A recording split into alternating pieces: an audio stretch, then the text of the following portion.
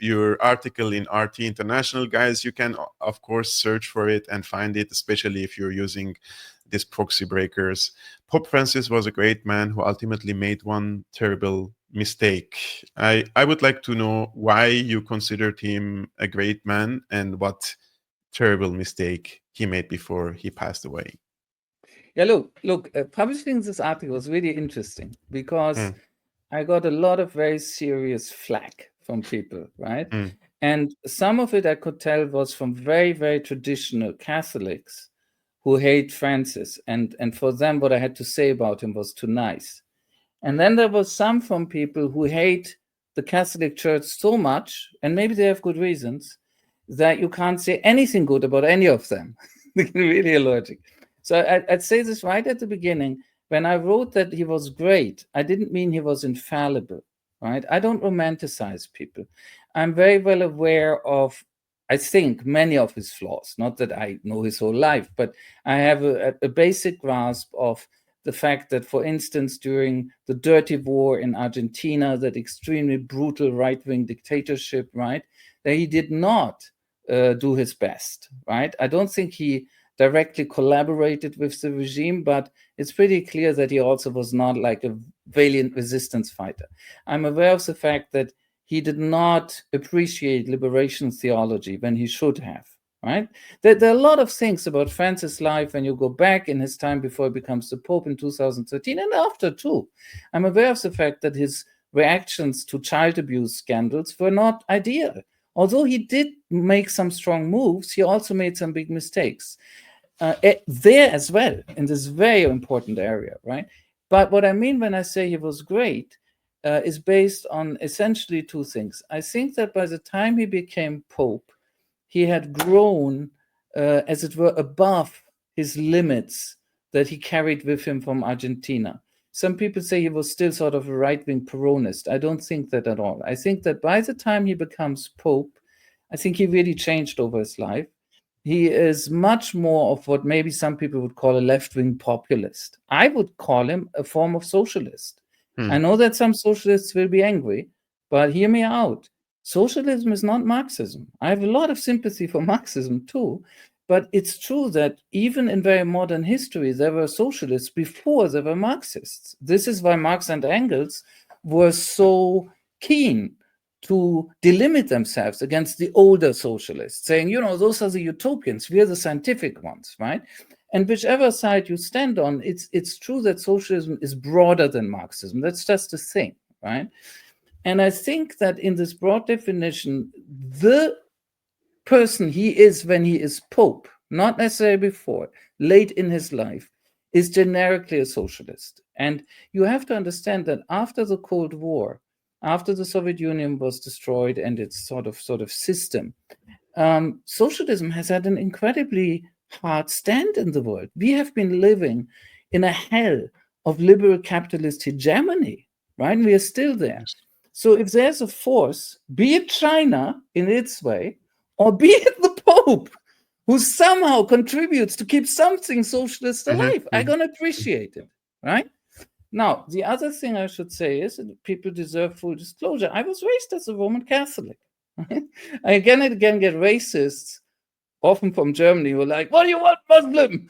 oh I'm like, yeah, "Dude, yeah. I grew up in Germany. I was raised as a Roman Catholic. I'm German. I served in the West German Mhm, army, people. mhm, I was German as they get." mhm, So one of the things is I was raised as a Roman Catholic. I'm a very lapsed Roman Catholic by now, but I never quite get rid of mhm, it, right? And while I couldn't stand Benedict the 16th, Ratzinger, right, who was just a, a deadening reactionary, I do think that Francis was a much more ambivalent and complicated and interesting figure, and there was genuine goodwill in his character, I think. Whereas I don't see that with Benedict at all, right? The other thing that was good about Francis is he really understood that the Catholic Church as an institution is now much bigger than Europe and that it has grown beyond Europe. In a sense, I don't want to overdo it, but it's interesting that Francis happens when multipolarity is emerging as a big thing. You could mhm, almost say he's a bit of the Pope of multipolarity, the Pope who takes Africa, Latin America, and Asia as well seriously, really seriously. mhm, John Paul II, the arch conservative from Poland, did it too in his way, right? But I didn't like his politics that much. And also, I still think that it was much more genuine with Francis and more systemic. Now, the other thing, that, what I should add is, I also wrote that he made one really terrible mistake. Not mistake, I think it's a sin. He did not protest against the Gaza genocide. And this made some people very angry that I pointed that out, because they told me, yeah, but he did speak up. He said the Israelis are cruel. He said this isn't war, this is something else. He spoke of cruelty. He did all of these things. That's true. And he also made a statement where he says, in essence, I'm paraphrasing, according to some experts, there are characteristics of genocides, and this must be checked very carefully. But that is it. He didn't go beyond it. And I will say that I think, as Pope, he had to come out and say this is a genocide, no more discussion. And also, every Roman Catholic has a moral duty not to participate in any way, even sort of intellectually, not to support it, and if they can, resist it. Not everybody can resist in every place, in every situation, but if they can, make some contribution to resisting it. Don't vote for the politicians who support it. Go on a demonstration, whatever it is. And I also think, and I know that people sometimes laugh at me when I say this, but in some respects, I can be very conservative too. And I think that the Pope should have excommunicated Joe Biden, excommunicated him. The Pope should have said, you, Joe Biden, are a mass murderer, including of children, and I will excommunicate you from the community of the Roman Catholic Church. If he had done that, he would have finally overcome the great disgrace of the Catholic Church, the Roman Catholic Church, during the Second World War, when the Pope then, Pius XII, famously didn't stand up to the Nazis. He didn't stand up to the Nazis, right? And this has always been a terrible and deserved blemish on the Roman Catholic Church. And then there are people who tell me, yeah, but the Pope is a leader and he's a politician. No, I'm sorry. The Pope is a very special politician. And if you don't want to be that, don't become Pope. The Pope is not just any leader in the world. The Pope, if you're Pope, it comes with a very, very strong moral demand. You have to answer very strong moral demands. I'm well aware they often don't. Don't think I'm naive. But that is the theory, right? Consider one more thing.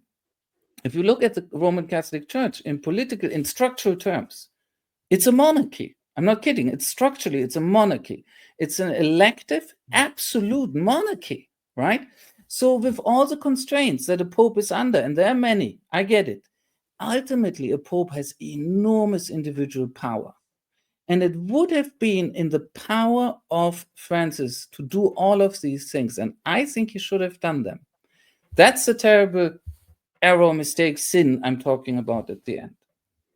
You know, Tarek, in the past 14 years, I have met with at least two of the messengers of Pope in Syria, those who evaluate the situation, let's say the security conditions, and especially the Christian communities, and especially the Catholic community in Syria and Damascus.